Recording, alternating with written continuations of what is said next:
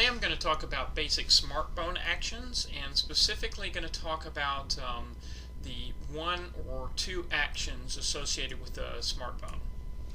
So if you haven't used SmartBones before, one of the main reasons you would use it is you can, as I manipulate an arm, for example, with flexi binding, that's the default kind of binding, you can see you get this pinching in the arm, and it doesn't really look that nice. And so what you do with SmartBones is, as this bone moves, you can allow these points to be affected or altered using a thing called an action. So if I select the bone tool and click on a bone, I will see the name of it, that's right forearm. And now if I create an action associated with that bone, then as the bone moves, I can make changes to the character. So if you don't see the action window, I just click on Window and select Actions. And you'll see there is a right forearm that I've created for it. I'm going to go ahead and delete that and start again. I'm also going to bring up the timeline window so that you can see what happens. As I click on the action, I have to give it a name. I can create any kind of action, but to make a SmartBone, I'm going to name it the same thing as the bone. And so in this case, we're going to call it right forearm. Now the blue in this window shows that I am editing an action.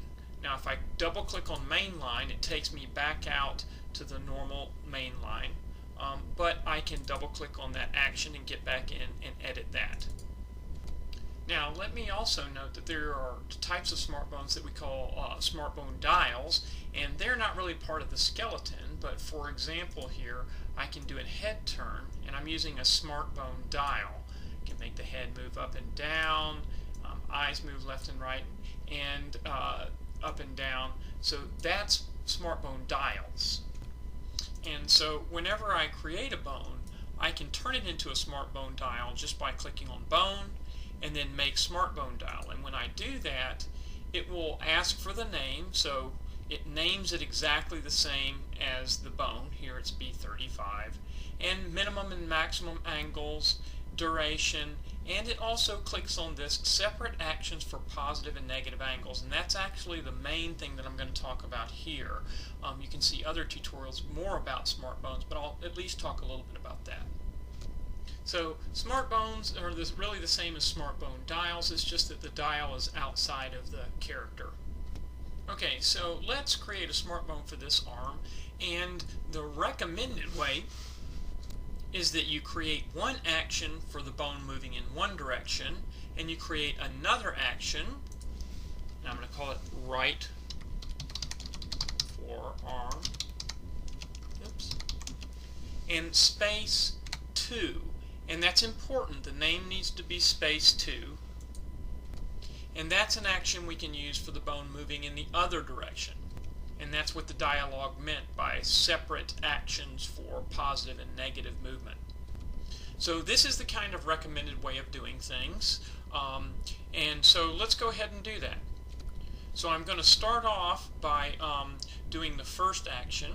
And what I'm going to do is determine how many frames I want to do the action, and I'm just going to use 24. Now in this case, you'll notice I've already set the bone constraints on this bone, and all I'm going to do is I'm going to go to the bone and manipulate it so it's all the way in one of the directions. Now a couple of things that's important to notice. Number one, when I defined the action, I actually defined it in the bone layer. And what that allows is now it will also be defined in all the layers that are underneath the bone layer. If you accidentally create the action on a layer underneath the bone layer, it won't show up in the bone layer, and so you can't really create a SmartBone there. So if you do that, just go ahead and delete the action and start over. Now the other thing that you want to notice is you actually want all these keyframes to be linear. Now notice these are linear and that's smooth. I'm going to select them, right click, and select linear. And I'm going to go ahead and set the default to linear. The reason is because as the bone is moving, it's moving linearly, and so you want all the smart bone actions to follow that same pattern. Okay, so now what we're going to do is we're just going to move the points associated with the arm at that extreme angle.